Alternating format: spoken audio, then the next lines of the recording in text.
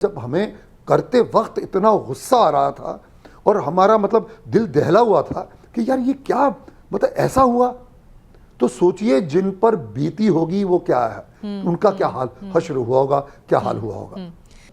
मैं शुभकामनाएं कहूं या मैं ये कहूं कि जिस तरह से पूरे हिंदुस्तान से, न सिर्फ हिंदुस्तान से बल्कि दुनिया के अलग अलग देशों से जो रिएक्शंस मिल रहे हैं फिल्म को लेकर, जितने अप्रिसिएशन मिल रही है, जितनी प्रशंसाएं मिल रही हैं, पहला सवाल यही जहन में आता है, क्या ये सोचा था कि ऐसा इम्पैक्ट होगा, ऐसा प्रभाव पड़ेगा? पुनीत जी।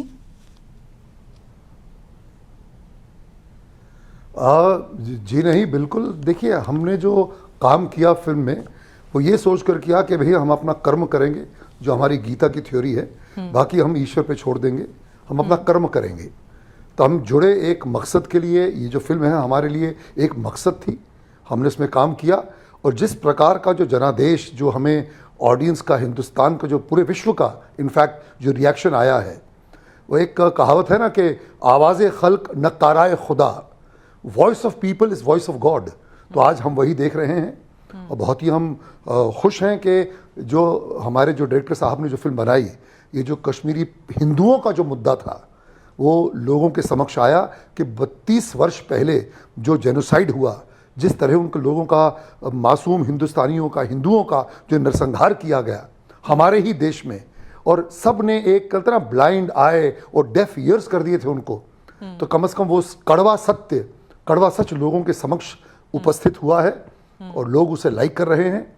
और ये एक बात जो लोगों के बीच में आ रही है कि भाई ये फिल्म इसलिए देखनी ज़रूरी है कि न केवल इसलिए कि क्या 32 वर्ष पहले हुआ था, ये फिल्म देखनी इसलिए ज़रूरी है ताकि आगे भविष्य में हमारे देश में इस तरह का जेनोसाइड, इस तरह का नरसंहार ना हो। बिल्कुल।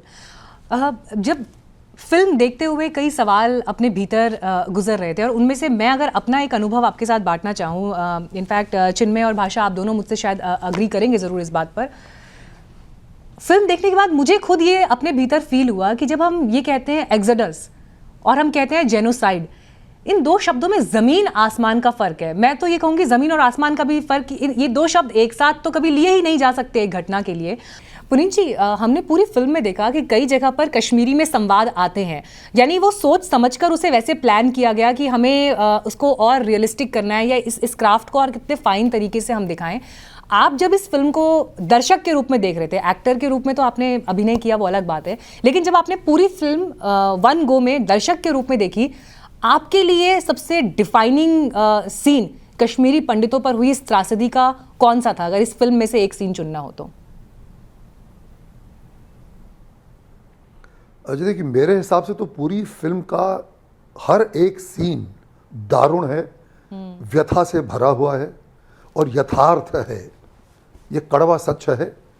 और जब मैं फिल्म देख रहा था एज एक, मैं तो जब काम किया है, जब फिल्म देख रहे थे, और बिल्कुल ट्रू टू लाइफ, कहीं कोई एग्जैजरेशन नहीं है, कोई अतिशयोक्ति या ओवर मेलोड्रामेटिक फिल्म नहीं बनाई है, ट्रू टू लाइफ बनाई है कि जैसे वाकई वो हो रहा है। इवन जो कलर पैलेट है फिल्म का, आप देखिए, बहुत ही ग्लूमी, बहुत ही डिप्रेसिंग, पर ताकि वो जो एक जो माहौल उस समय क्या बीत रही होगी लोगों पे, वो जो डिप्रेशन की जो फीलिंग थी, जो एक होलोकॉस्ट की फिल्मों में आता है, उस तरह का हमारे डायरेक्टर साहब ने किया है। और स्पेशली फिल्म के जो आखिर के जो, मैं समझता हूँ आधा घंटा है, वो तो बहुत ही दिल को दहला देने वाला है। और क्या है कि हम इस सत्य से मैं अवगत हूँ, बिकॉज देखिए, मेरे पिताजी जब 16 वर्ष के थे तब उनका पार्टीशन के समय 1947 में वे पाकिस्तान छोड़ के हिंदुस्तान आए थे, और ये उस तरह का यही था नरसंहार।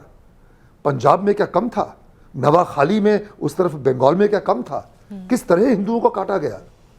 और मुझे याद है, मैं तो बच्चा था, मैं तो बॉम्बे में पैदा, मैं तो 58 में पैदा हुआ, लेकिन मैंने बातें मेरे चाचाओं से सुनी हैं, मेरे पिताजी बात किया करते थे, मेरे दादाजी किस तरह उन्होंने अपने बच्चों को, मेरे जो सबसे छोटे चाचा थे वो सिर्फ 6 महीने के थे और मेरे पिताजी 16 वर्ष के थे, ये 5 भाई हैं, तो उनके ऊपर 2 बड़ी बहनें थीं।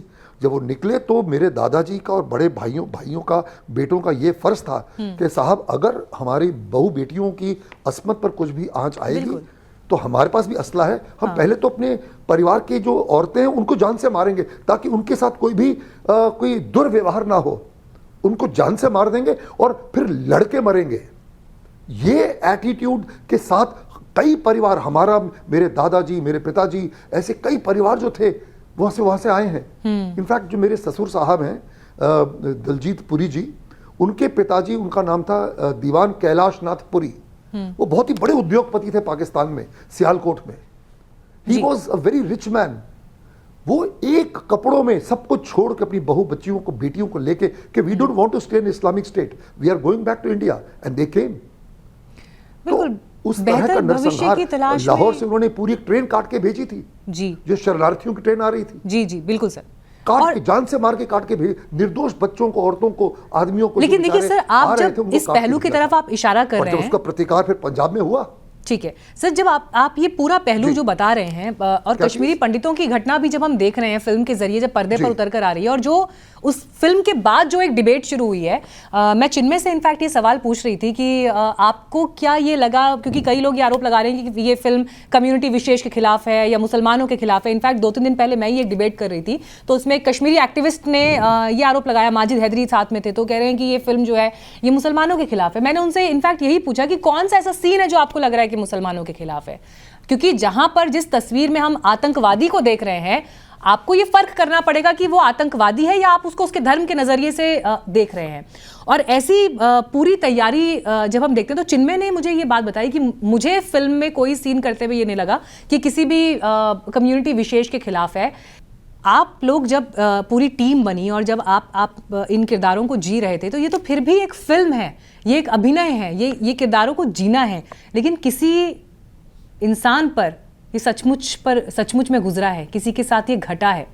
जो 700 इंटरव्यूज़ का जिक्र जब विवेक अग्निहोत्री अपने बातों में कर रहे हैं कि उन्होंने 700 लोगों को इंटरव्यू किया, परिवारों से बात की, उनके पास वो डॉक्यूमेंट है, और उसके बावजूद आज जब हम देखते हैं कि लोग फिल्म पर सवाल उठा रहे हैं या अलग अलग तरह की बातें निकल कर आ रही हैं, आपका जवाब उन लोगों को क्या है आज की तारीख में, जिन्हें लग रहा है कि ये आधा सच है? देखिए जी, आपने इससे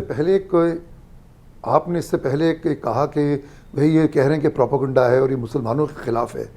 मैं तो कहता हूँ ये आतंकवादियों के खिलाफ है, ये इस्लामिस्ट जिहादियों के खिलाफ है।